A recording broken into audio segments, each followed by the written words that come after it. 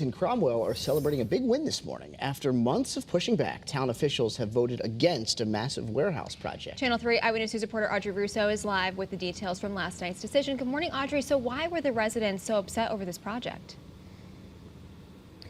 Caitlin, Roger, good morning to you both. It really came down to location, location, location. People were concerned about where this facility was slated to go within Cromwell. Pinpoint News Tracker shows us exactly where, right off of Greer Street, pretty close to the middle school, actually. People were really concerned about how the warehouse would affect their safety on the roads, property values, and much, much more. I think that this would be bad for the environment, bad for the town. It would just create all sorts of pollution.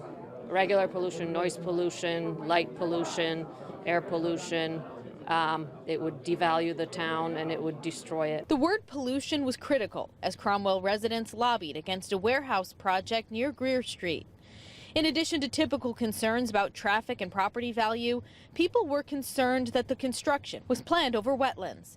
Those in favor of the project argue that the wetlands were man-made, giving developers the right to move in. I think they have the right with the proper engineering and everything, that they have the right to do this. It's no secret Connecticut is attractive to developers looking to build warehouse spaces.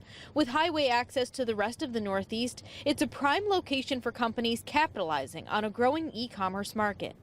But one part about this project that had residents uneasy, the developer didn't disclose which company would be interested in the Cromwell space. All of that pushback turning to relief once the 4-3 vote came back against the warehouse. Thank you. Now, the developer for this project is based out of Indiana. Whether they're going to try again or maybe try to find another location in Connecticut, only time will tell. Live in Cromwell, Audrey Russo for Channel 3 Eyewitness News.